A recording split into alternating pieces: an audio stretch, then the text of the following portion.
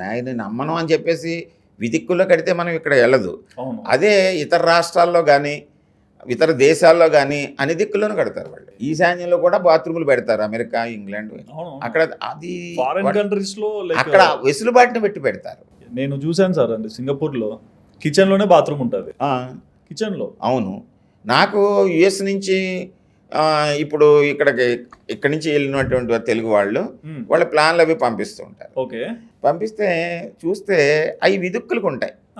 అంచేత మనం ఏం చెప్తామంటే అక్కడ ప్రాంతాన్ని బట్టి వెళ్ళండి, కొంత వెసులుబాటు అంటే కొన్ని డిగ్రీస్ పక్కకున్న మూలకున్న మరి వాడు మొత్తం మనకు వచ్చినట్టు కావాలంటే ఉండదు కదా, ఖచ్చితంగాను అలా చేసుకోండి.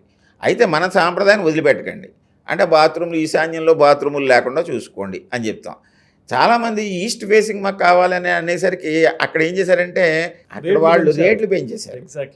రేట్లు పెంచేసి ఇండియన్స్ ఎవరైనా వస్తున్నారు, దాంట్లో ఆంధ్ర వాళ్ళు వస్తారంటే ముందే వాళ్ళకి మార్కెట్ చేయడం కోసం ఈస్ట్ ఉంచి 40% 30% హైక్ చేసి అమ్ముకుంటున్నారు వాళ్ళు. మనం ఈ మూఢత్వంలోనే ఉంటాం, ఇంకా కొన్ని సంవత్సరాలు ఇలాగే ఉంటాం.